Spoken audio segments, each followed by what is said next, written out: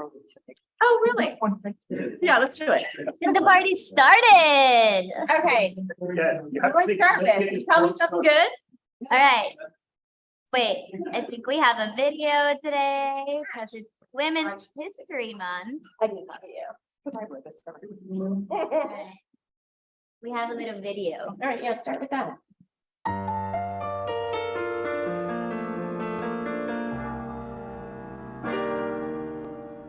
Be grateful for who you are today. Being grateful means being present. Everything we have overcome. every obstacle, every challenge. Our past has made us so strong. I know it's made me strong. But what really matters is who we decide to be today. To be kinder, more generous, more forgiving, more empathetic. 接纳包容一切，让一切更有可能性，这才是女性的力量。We strive. We yearn. We want. We get so easily distracted, and only when we are facing the abyss, We realize that what really matters was always inside of us. I have wasted so much time always trying to be perfect. You do not need to be perfect. Actually, perfect is kind of boring, don't you think? 就是接纳自我，你的内心才会更加的笃定。 you need to be present. Being present means accepting who we really are. Your true voice. Your true self. Getting to know our demons and taming them. That is a journey we all have to go through. You are not alone. Non sei da sola.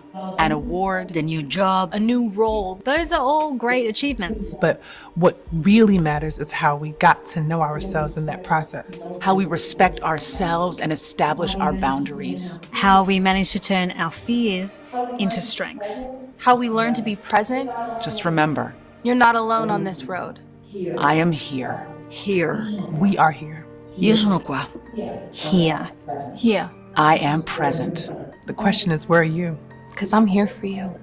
We are the present, and we will rise to protect the future. Be here now, in your present. Because being here is the true moment of joy. Happy International Women's Day. Pomelato, caring for women since 1967.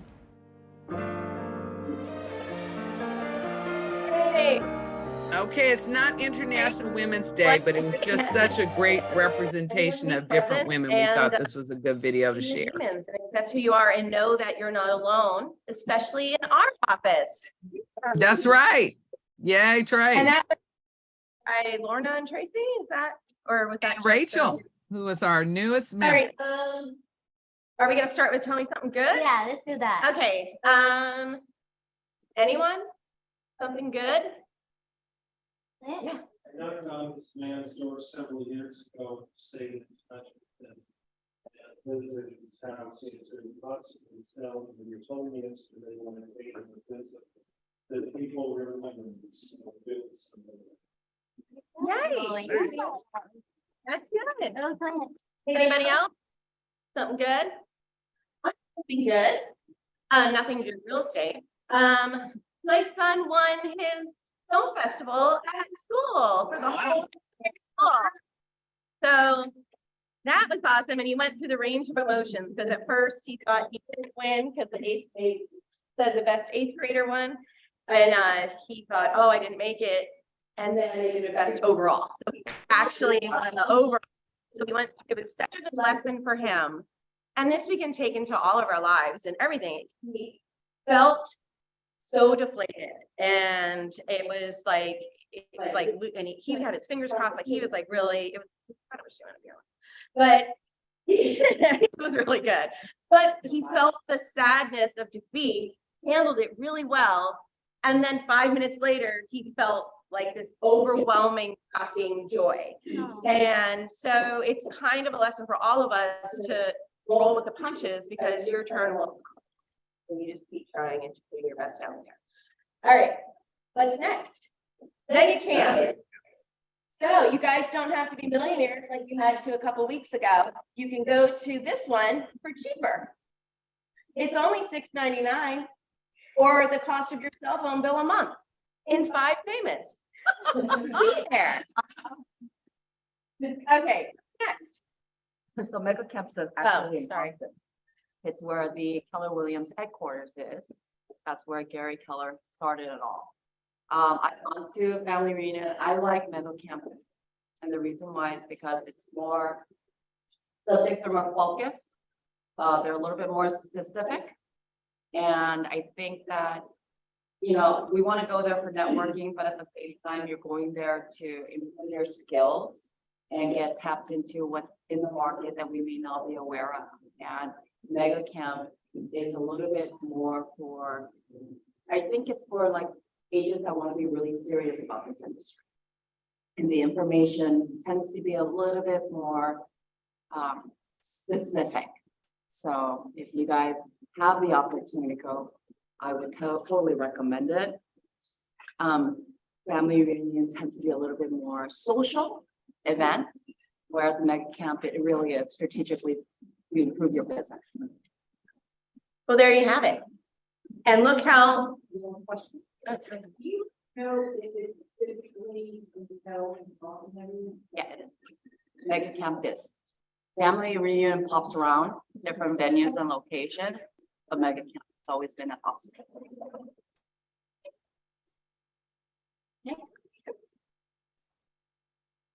And next week, Michael Lewis of Michael Lewis Marketing, he'll be showing you how to do your own marketing using the Michael Lewis Marketing Suite. This is something that is available to you, so use it. I believe our office pays for it for us. It's not just a free service. So it is a little difficult to navigate. So this is a really good training if you don't know what you're doing. So I encourage you attend next week at 12:30 after the meeting. Yes. In person? Yeah, it's in person. So after the team meeting at 12:30 next week, he's gonna be coming in. He has a new leverage website that they're launching. So he's gonna do a presentation on that as well, so that you guys can know how to use that for your marketing stuff. They have some great templates. It's a little bit, I think, a little more sophisticated than what we've got maybe on Command. So it's something to explore, and the office pays for it. It's worth exploring.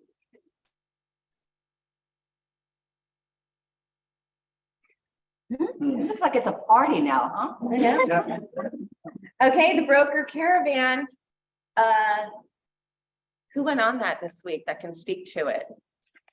Does anyone want to Oh, talk yeah. about that? For me, I think that was the highlight. You don't want to talk about it? The 4-bedroom. That, yeah. Yeah, that was interesting because either right after or before, I think it was after, we saw a high-rise condo, which, you know, different budget, but still we've seen some other condos. So very rare to find a 4-bedroom condo that's not a penthouse in Los Angeles. And the HOA was reasonable, it had been redone. It was very much like infill housing of today. This was built in 1974 or 78. And from the exterior, that's what the condo building looks like.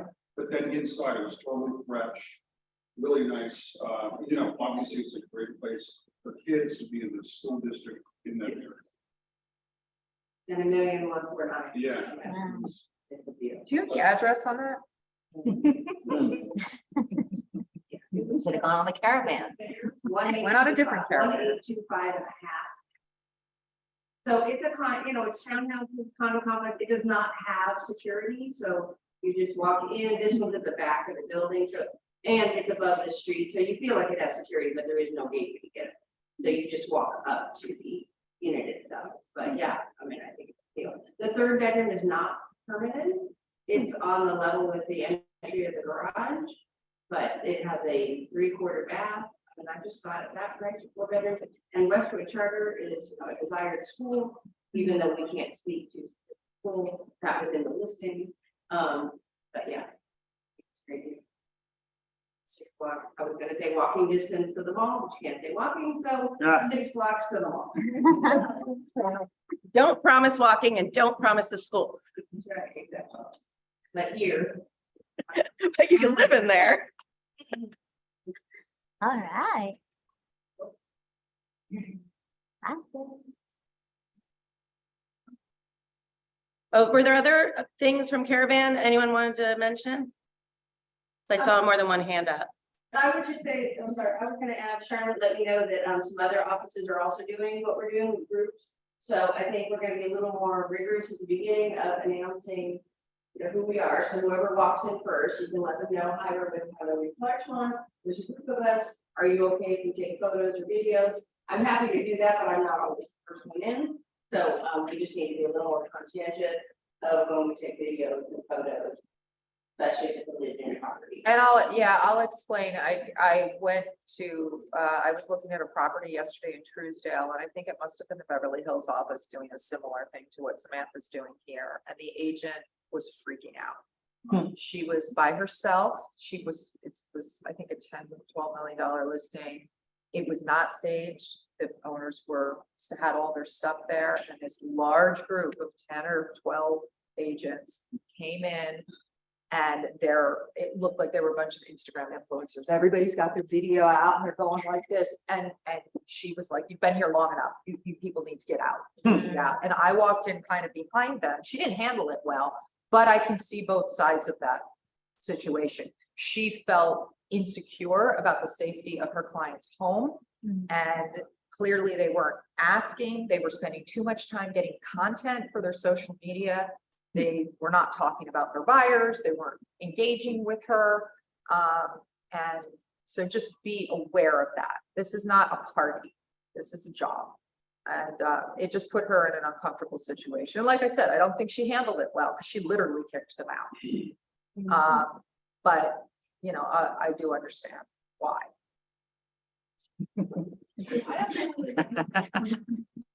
Saw two big houses in the beginning in Beverlywood, and one was completely brand new. And it was They were the same price. yeah, they were same price. One was brand new, 3 million. The other one was the same, and it was like a complete tear down. So it was like same price, but something brand new versus the tear down from like the 70s. So, but the tear down was in an HOA and the new was not. And they were very close to each other. Thank you for reading. That was interesting.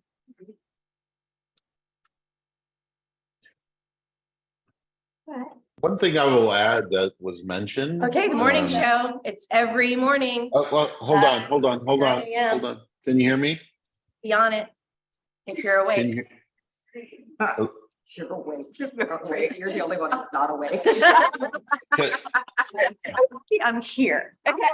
Hey guys, our broker's trying to say something. Hold on. All right. Hold on. Hold on.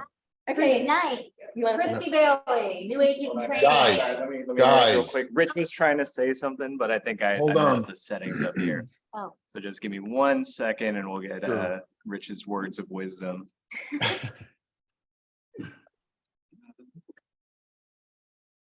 Can they see and hear us? They can see and hear us. All right, Rich, can you try again? Yeah, can you hear me now? No, not yet. Hold on. Nope. Okay.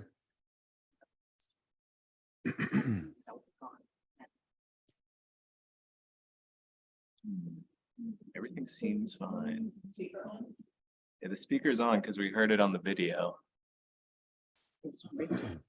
Rich is unmuted. I am unmuted. Does anybody else have any ideas? Okay, here we go. All right, Rich, go ahead. Can you hear me? Yeah, there we go. Yeah, I heard myself. One thing that was mentioned that I want to comment on about this, evidently this open house, and everybody had their phones out and was taking video for their social media. If you don't have permission of the listing agent, you can't post that. So just that everybody is aware of that. That is a violation. You can't be posting anything from another agent's listing without the expressed. I would put the camera in their face, get it from them that way, or get it from them in writing that they will allow you to post their listing. So just FYI. So and while I have the floor, let me just do a little broker update. a couple of weeks ago, the CAR put out an alert about a scam that's going around. These scammers are getting the names and numbers of listing agents and calling the listing agents and saying that your client is delinquent in their utility bills, and if they don't pay their utility bills, then their services will be shut off and you won't be able to do an open house. Now, I know that most everybody doesn't fall for this, but there are those who do. It's surprising how many people do. So just be aware of that, and and also alert your clients, that the utility company will never call you and say, pay your bill with a gift card. So that's one thing.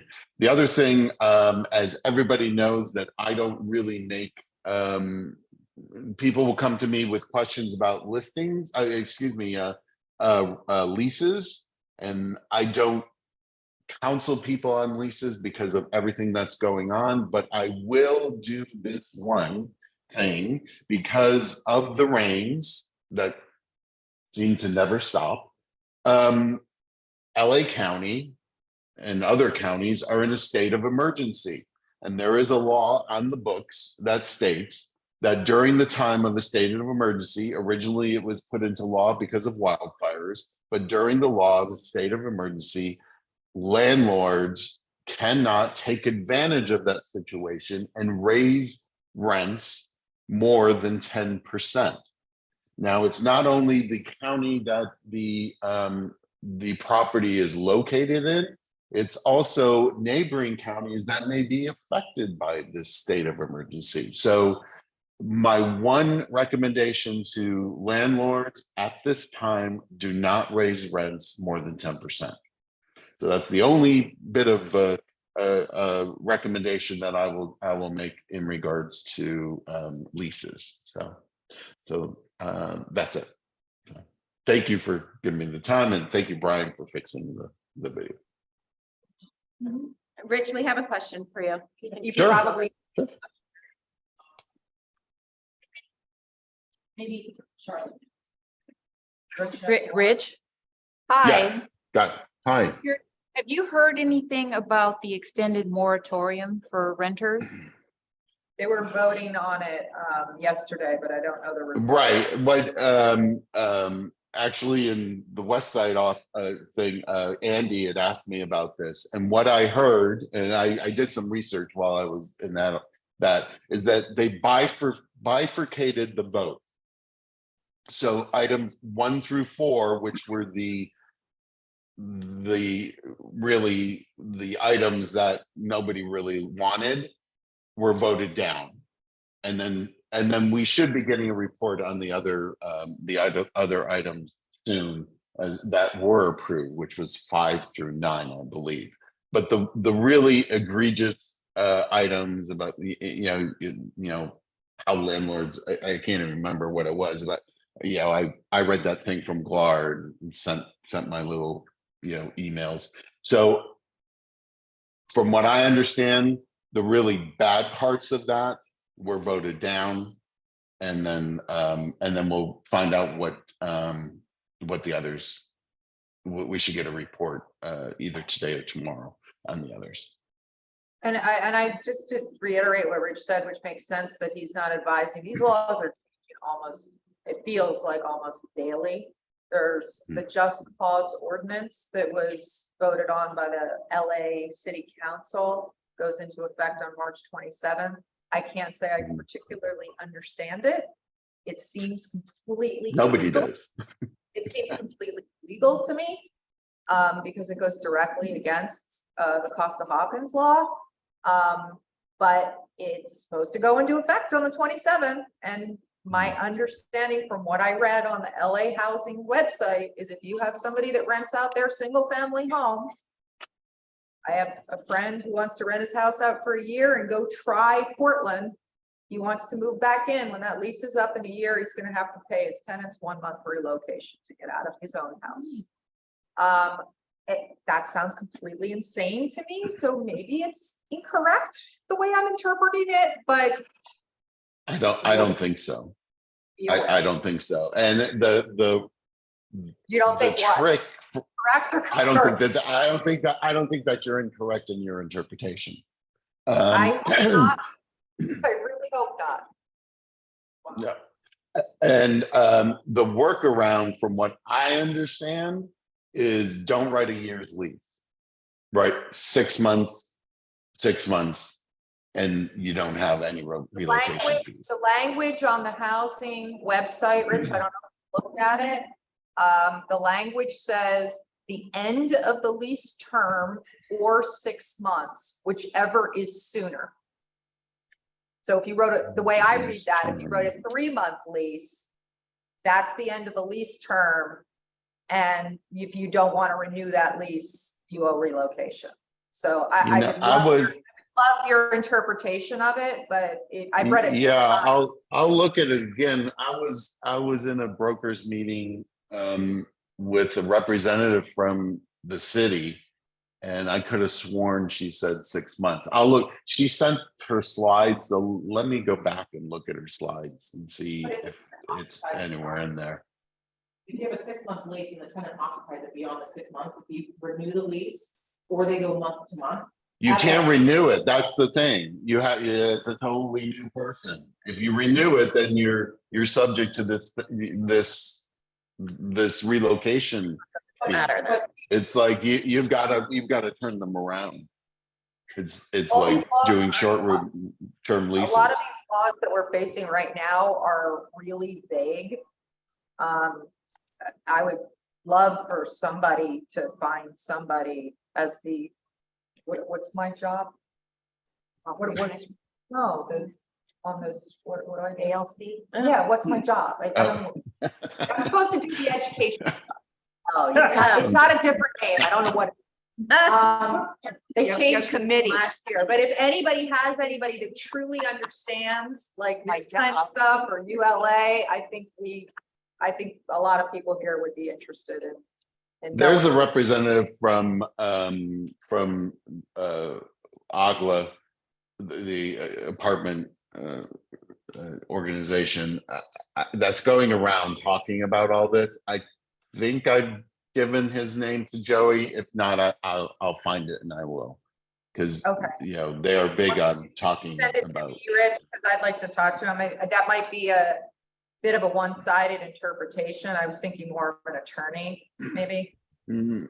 But you can always talk to, Dennis Block and Associates or David. I mean, he handles landlord stuff, but yeah. Also pretty So Nobody. Yeah, I just, yeah, it's confusing is the point, to be aware of that. yeah, well, that's why I don't interpret it. Yeah. And that's why your clients need to get their own answers, because if you become the source and you're wrong, that's an issue. So Yeah. I point them to the LA Housing Department website. And absolutely. honestly, I don't understand it. Okay. All right. All right. So there are the classes. You guys can read. Ignite. Nice. Hey. Hey, I'm trying to keep it moving. For those who can't, it's win with buyer, win with seller. Working with buyers and sellers, make and receive offers and negotiate offers. Boom, boom, boom, every day. Hold on. Oh. Here we go. Take a look at command classes. On the 23rd, email campaigns. On the 24th, Facebook paid ads. 27th, command overview, listings, landing pages on the 28th, and on the 29th, command overview. Good. Oh, and there's Rich. He was just talking. Rich, do you want to talk more? Sure. This only affects those who are members of SRAR and a member of the ChrisNet MLS. ChrisNet, SRAR, excuse me, owns their own MLS, and they have decided to not own their own MLS because of all the issues, people getting sued and all that stuff. And they are switching to CRMLS, one of the largest MLSs in the country, really. But the thing is, CRMLS has been the vendor for ChrisNet, so things really aren't going to change that much, but there are a few little changes as far as violations and rules. There's a couple of other things that they do differently. So that's what I'm going to talk about tonight. So if you are a ChrisNet member, join us tonight at 4, and I'll go over what those changes are.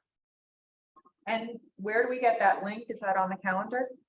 It's on the calendar. I in the email that I sent out, it was on the email, and I think that they put it on the calendar. I think I saw it there.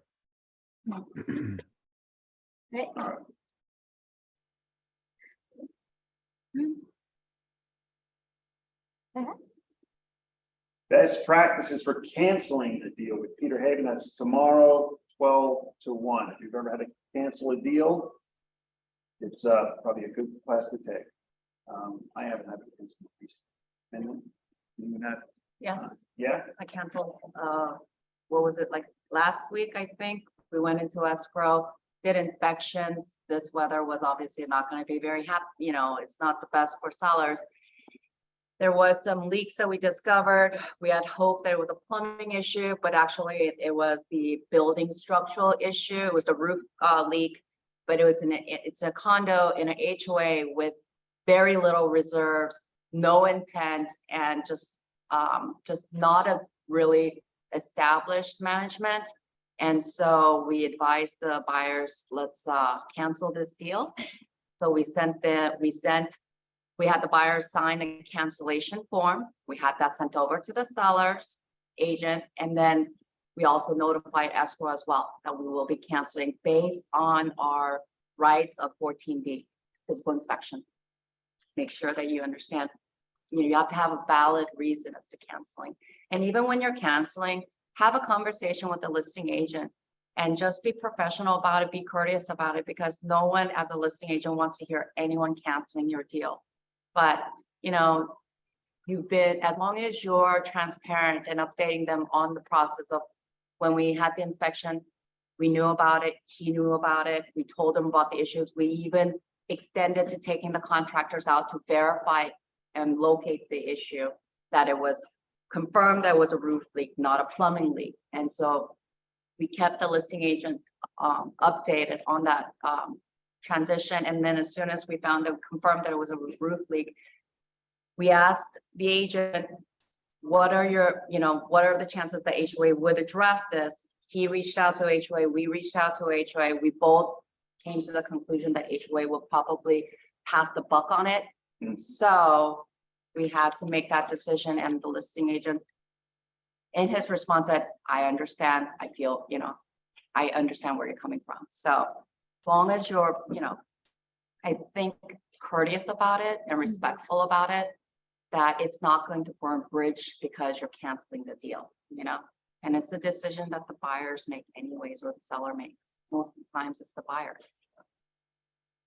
Yeah. And, Peter Haven, he's the office attorney, so you will be getting this class from a legal perspective. So tune in tomorrow. Yeah, Peter, get to know him. You don't want to really get to know him, but get to know him. No, it's good to have a relationship with him. I spoke to him the other day. Yeah, it's fun. Yeah. Well, it's last week recorded. Yeah, we'll record it. And it's on Zoom. Yeah, it's on Zoom tomorrow, guys. Also, just a quick thing with all these rains, this sort of saved my butt on a condo deal as well because of the rains. They had disclosed that there was a leak previously and that it had been repaired. So one of the things we requested in our request for repair was something called a leak test. And a lot of people don't know that this is possible, but your roofer can go up on the roof and literally with a hose and run the water to make sure that the roof is not leaking. There are infrared guns that you can point at a wall that will show you if there's moisture in the wall. And they said, we had done an inspection with the infrared gun. It had rained a couple days earlier. We saw some moisture. They fixed the roof. It was roof repair and leak test. If we had not asked for that leak test, my client would be in a world of hurt right now because the HOA only fixes the roof, not the interior damage to the unit. And it's not necessarily that easy to find a roofer that will do that leak test. You may have to find somebody different, but it's something to really think about. Well, who would have thought in California? May I add something there? I think that's where three units. One of them was leaking, and they didn't know who it was, and they were all blaming each other. One was involved, and two were side by side. So, and this leak was happening for a while, and in the end, we got this thing called Gold Dack, and they turn on all the water, and they listen on the walls and everything, and they figure out where it was coming from. So, just the leak was. FYI. All right. So a leak, if you need leak detection, call Michael. For that info. Yeah. Okay, core services, Andy, and we have Andy with us. Get up here, Andy. Order point, Andy. I'm here. I'm here. Well, the Fed increased the Fed fund rate by 0.25%. It's an interesting day because usually we know ahead of time which direction it's going to go. Today we didn't. There's so many things and variables going on right now. It's a catch-22. Do they increase the Fed fund rate 0.25% in order to curb inflation? Do they not and put a pause on it because of the banking situation? They increase the Fed fund rate another 0.25% in order to fight the inflation. Where this is going to impact is we've talked about this before, there's data with inflation numbers that lags, that hasn't come out yet. So they keep raising rates, and they don't have the data yet to show how much it's actually slowing, right? And how things are starting to come down. The data lags. They're looking at now and they're like, shoot, our unemployment rate is still really, really low. People are still spending on and on and on. They keep raising the rate. What it's doing on the banking end of things is it's creating a liquidity problem with community and regional banks, right? We need these banks in the system. Otherwise, we end up with the big banks getting even bigger, and that's a problem. The other thing that we run into is we all saw the SVB and the Signature Bank situation. This now is going to turn into some credit tightening. These banks, as it gets more expensive for banks to borrow and meet these reserve requirements, and as people are pulling money out of these banks because of this situation, the liquidity of the banks gets slimmer. They need to borrow more. It's more expensive for them to borrow. All of a sudden, we've got the federal government bailing out banks again, right? Credit becomes tighter. Guidelines and requirements become tighter because the liquidity is thinner. So here we are. It's going to be a rough road. We still anticipate inflation numbers to reflect as we go forward the slowdown in shelter costs. We anticipate that inflation numbers are going to come down. At the end of the day, the Fed put us in this position. Their reaction time was a day late and $1 short. And here we are, and they're reactionary, and their very rapid increase of this Fed fund rate has now put the banking system in this situation. So nothing to panic over. Don't go withdraw your money or anything like that, but just be aware from a lending perspective, smaller organizations, smaller independent mortgage banks, smaller mortgage brokers, for instance, they'll operate on lines of credit offered by banks and sometimes regional banks and sometimes community banks. If guidelines and money gets tighter because of this banking situation, you're going to see probably some smaller companies fall out. They can't afford to operate anymore. because their warehouse lines go away. And maybe they're potentially not able to fund loans anymore because of this banking situation. So just be aware of that, be cognizant of it. Know who your clients are working with. I'm always happy to be a second opinion. We're not necessarily the lowest in town. We are a private company. We're not publicly held, which means losses and so forth. I don't know who saw it, but Rocket Mortgage, the CEO, resigned. They reported billions and billions of dollars of losses. We're not a public company. We don't have to report it. So, and we're very liquid. So happy to give a second opinion. Just be on guard with all of that. And I'm here if anybody needs anything. Andy, does a credit union run the same way? Yes. Yep. Did we have a question in the back? No? Okay, I thought I saw someone. Just a real quick, banking system runs on something called fractional reserves. So basically they have to have a certain amount of money, but they're allowed to loan out a lot more money than they actually hold. So if there's a run on the bank, which is what happened in the Silicon Valley situation, and those reserves are gone, that's where these problems come into play. We're not on what we used to be on something called the gold standard, where you actually had to have gold in Fort Knox. And then when it changed to fractional reserve, that's why these things can happen. So I mean, good or bad, it doesn't matter. It's just what it is. What is the next, what does the rate go up again for getting kids to do? Today. Next, it's next, is it May? I'll have to look at the dates. They meet every month after the CPI data comes out. We'll see in the next couple of weeks. Usually we can tell. Were you surprised by this? You know, I feel like it's a situation of they're damned if they do and damned if they don't. Both situations in either direction are not great. We were, of course, hoping that they wouldn't increase it. You know?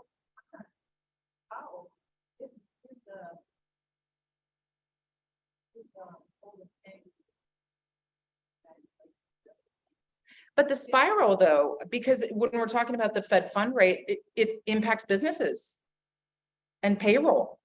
And this banking situation with small banks, it all spirals. Well, the politics is they're throwing in working people. And there's a lot of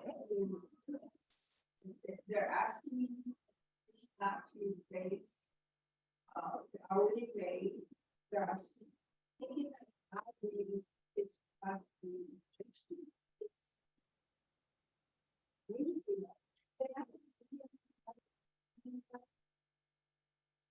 I think it's an unprecedented mess and we could go down a political road here. We That could. isn't gonna help. I think information is what Andy's giving us at this point. But I also have a right to this. No, absolutely, absolutely. I'm not saying that. I'm just saying I actually have a 12 o'clock meeting. So I'm here if anybody needs anything. Thank you, Yeah. Andy. I'm so glad my client locked in on Monday. Stand there. I am. Hey guys. Yeah, I mean, however we feel about, the feds and what they're doing, it's just tough to be them for sure. So anyway, so a couple things. ULA, Measure ULA, the mansion tax. I don't think anything's changed, at least from my last research. So that goes into effect April 1st. So you guys know, anything over $5 million is an additional 4% tax. So just off of that, 4% of 5 million is $200,000 in transfer tax. That will be taken out, via transfer of title from the title company to pay that tax. Also, a little bit of good news, I think, is for the buyers coming down the pike right now. Cal HFA is going to have a 20% assistant down payment program coming out. and that is a silent second. There's no payments towards it. It hasn't been fully released yet, but just FYI, that's coming down. Hopefully by end of this month, we'll have some more information on that. But essentially, obviously, there's going to be income requirements and so on. But let's just say a $500,000, purchase price, they'll chip in, 20% of that for your down payment. The big caveat is they will what they call a shared equity program, so they will get their money back plus equity on it as well. Any questions regarding those things? Yeah, and I have a question for you on ULA since you brought it up. The Yeah. it's only on sales over 5 million, just FYI. Correct. It's a documentary transfer tax, and documentary transfer tax is normally calculated on net, but the law was written that this is calculated on gross. Do you know if they've clarified exactly how it was going to be calculated yet? I haven't seen anything. No, I did not get that far. I mean, the way it works already is that it's based off of the sales price. So I guess that would be considered a gross at that point. I don't know, if they're gonna take out anything else to make it a net situation. I would assume it's the same way. That's what I'm saying, I guess. I just want to say, I called Ben last week because a client of mine called me, a repeat, and he wanted to buy a house. He wanted to do this crazy concoction of plan of strategy where he was going to get like some sort of he was going to assume the seller's loan with the seller's carry as a second. And it was just bizarre. Anyways, I talked to Ben, he clarified the whole thing for me. He gave me great advice. I told my client, run the hell away from that deal because it doesn't make any sense. You're not protected. Title is not transferred properly. You will have an acceleration clause from the bank to pay that debt off as soon as you close escrow. So, this is not a utopian world where you get what you want, So anyways, thank you. No, unfortunately, we saw the rates go up, Andy. No, it's not. So thank you, Ben. And again, he's available to his office. He's a wealth of information. If you have the slightest inquiry about title, transfer, protecting your clients about that stuff, don't hesitate, give him a call. He is very reachable. Awesome. Thanks, guys. Appreciate it. Thank you, Christina.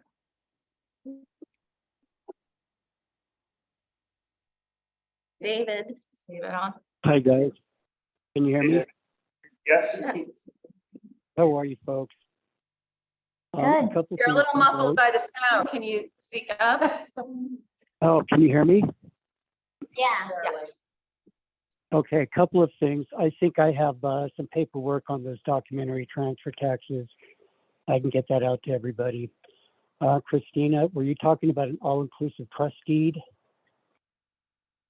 What? for your client? Inclusive trustee. All-inclusive deed of trust, AITD. I don't understand your question, David. Oh, you were talking about a document that the buyer was going to assume the seller's Right, yes, note. the all-inclusive, right, the all-inclusive. All-inclusive deed of trust deed. Yeah. One thing to keep in mind, excuse me for my rough voice. One thing to keep in mind, folks, is we have the second installment property taxes that are coming delinquent on no later than the 10th. I believe it's the 13th this year, though. So just remind your clients, if they have paid them, to let us know, because that affects our closings. And that's it. Jonathan is not there. I'm not there. We have a closing. We've got a funding right now, so I'm going to jump off. But we're here if you need. Excellent. Thank you, David. You got it.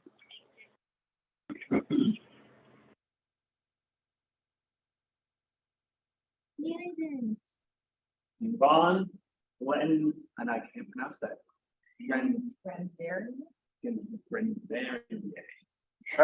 Carolyn Wiener, our new agent.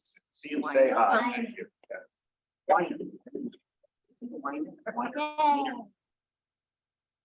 Next. Oh, birthdays. Edward on the 23rd. Yegan, Michelle, Georgina, and John Valentine on the 26th. Happy birthday. Happy birthday. All right, closed escrows, Bates Hennington on 4822 St. Charles Place, Josh Mendoza on Mount Castle, and Byron Field on East Third. Excellent. New escrows, Josh Mendoza on what? Laura Anderson on David and Christina, that's Christina Kim. Yeah, this is incorrect. It's incorrect. We closed escrow today. Okay. All right, so let's move to the other category. Okay. Closed leases. Valentine Group on 1330 Crescent Heights and Heidi Davis on Longwood. Excellent. All right, oh, new listings. Single family.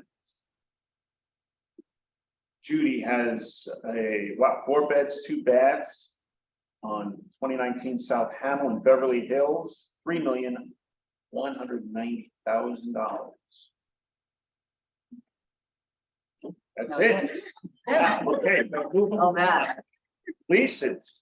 All right, who's got a lease? Pete Bonacore, 528 Wilcox. 4 beds, a big place. 4 beds, 3 baths, 9,750. That's the same photo. Yeah. No, it's the same Looks like photo. the same, yeah, didn't it? Yeah. Exactly. All right, can't be the same photos, but Pete, is this your place? for lease. Okay. Where is that on Wilcox? Is that up?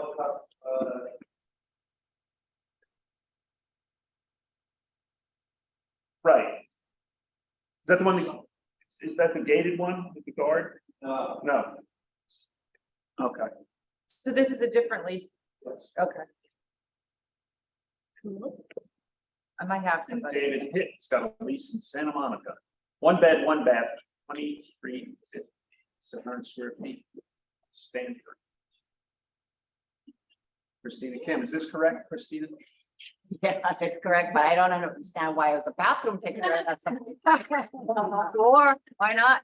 Nice So, bathroom. so I'm not gonna see the kitchen in the reflection of the bathroom. We're getting photos then. Anyway, we had to swipe some of the previous photos they had with the other listing agent. Anyway, we've got 1 bedroom. We got 1 bedroom. We got 2 units. Both of them were 1 bedrooms. We got one that's 302 north facing. I've got another one that's 201 that's west facing, which is facing the Mariposa Street.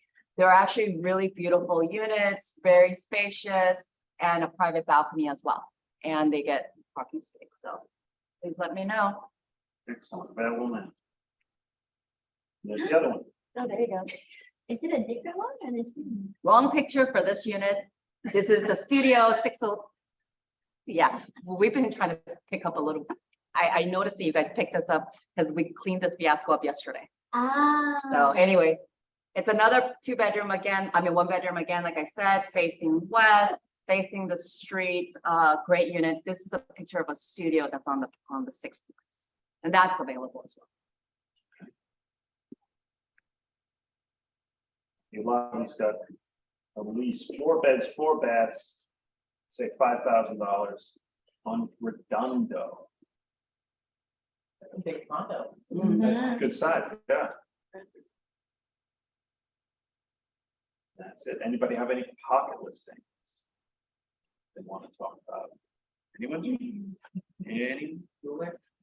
I have a lease, I have a lease coming up in North Hollywood. It's a 3-bedroom. I'm trying to remember from being in it. I haven't been there since. 2 bath, huge grassy backyard with a pool. I have to go by and just get the last tenant out, and I will have photos up soon. It's on Camellia, and it's really cute. And yeah. Assume around 17. I'll have more specifics later, but it's, it's a friend of mine's house. It's a cute house and they're good landlords. They're away. So it's one of those things where, you're kind of on your own. You don't have to have your landlord swing by or anything, but they're cool. Yeah. TBD. Like I put on lots of good details. I mean, someone who's looking in North Hollywood for a single family home with a pool, just know that it will be coming. All right, so just keep that in the back of your head. Next. Probably mid-April. We're just gotta, after Easter, gotta get the person out, clean it up, boom. Yeah.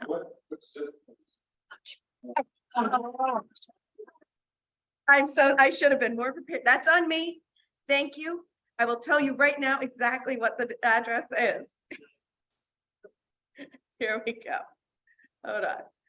It is the zip code is 91606. And it's on Camellia and it's 6556 Camellia. It's a corner lot. So yeah, I mean, if you look back on my socials, I have a video of it from 3 years ago, so I'll just get it uploaded and tell you guys. Sorry.